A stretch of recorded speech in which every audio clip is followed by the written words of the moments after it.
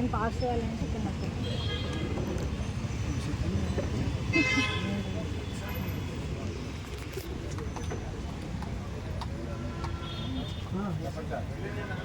నమస్కారం అండి.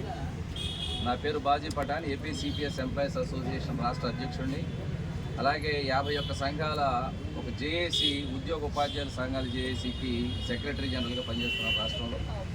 ఈరోజు ఇక్కడ అనకాపల్లిలో ఒక నిరాహార దీక్షకి నేను కూర్చోవడం జరిగింది. సింగిల్గా ఎవరు కూడా నాతో పాటు కూర్చోకుండా నేను ఒక సింగిల్గా కూర్చోవడం జరిగింది. దీనికి కారణం ఏంటంటే అనకాపల్లి జోనల్ కమిషనర్ గారు శ్రీ కె చక్రవర్తి గారు ఆయన మా ఉద్యోగులు ఎవరైతే ఉన్నారో గ్రామవార్డు సచివాలయాల వ్యవస్థలో వాళ్ళందరినీ కూడా రకరకాలైనటువంటి ఇబ్బందులకు గురి చేస్తూ, మానసిక క్షోభకు గురి చేస్తూ, వాళ్ళు చనిపోవడానికి కూడా కొన్ని చోట్ల కారణమే అని చెప్పేసి మాకు తెలిసింది.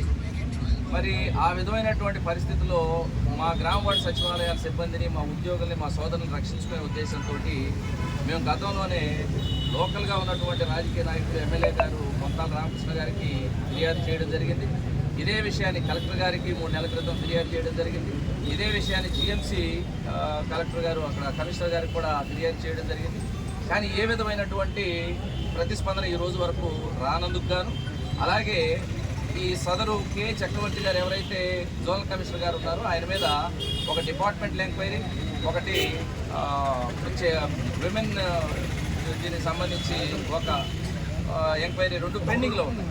అలాగే ఒక అగ్రికల్చర్ డిపార్ట్మెంట్కి సంబంధించినటువంటి చక్రవర్తి గారు మున్సిపల్ డిపార్ట్మెంట్లో ఇంకెవ్వరూ సమర్థులు లేరు అనకాపల్లిలో రాజ్యం వేలడానికి అన్నట్టుగా ఆయన్ని ప్రమోషన్ వచ్చి వెళ్ళిపోయినటువంటి వ్యక్తిని మరలా తీసుకొచ్చి ఇదే అనకాపల్లిలో జోన్లో మరి కమిషనర్గా వేయడం జరిగింది.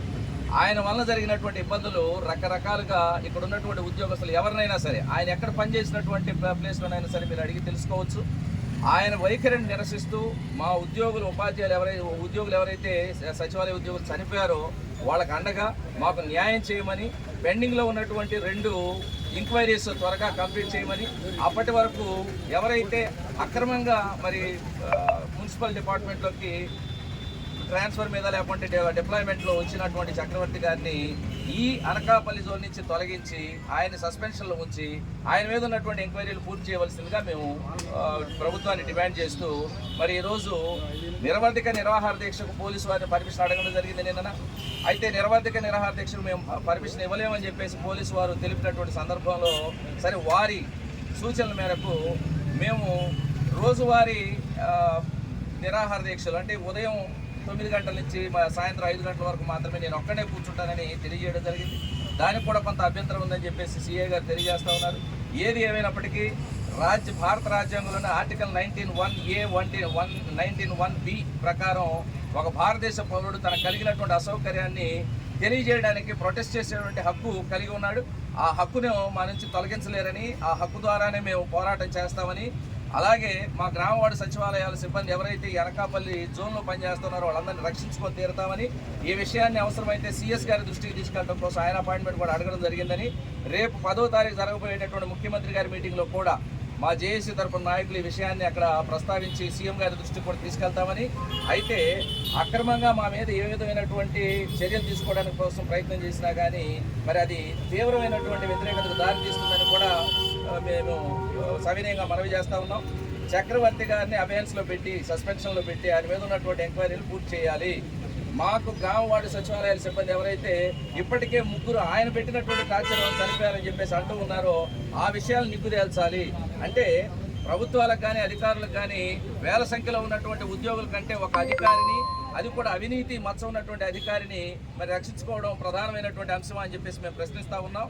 ఈ విషయంలో న్యాయం జరిగే వరకు, మా చనిపోయినటువంటి గ్రామవార్డు సచివాలయాల కుటుంబాలకు న్యాయం జరిగే వరకు, ఇప్పుడు ఉన్నటువంటి వాళ్ళు ఎవరైతే మానసిక క్షోభ అనుభవిస్తున్నారో వాళ్ళకి న్యాయం జరిగే వరకు ఖచ్చితంగా పోరాడి తీరుతామని ఏపీ సిపిఎస్ ఎంప్లాయీస్ అసోసియేషన్ పక్షాన, అలాగే ఐక్యవేదిక పక్షాన మేము తెలియజేస్తూ ఉన్నాం.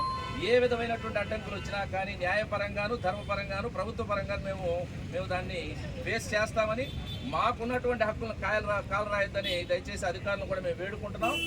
ఇక్కడ న్యాయం జరిగితేనే నేను లేచి వెళతానని చెప్పేసి సవినయంగా తెలియజేస్తూ విరమిస్తున్నాను.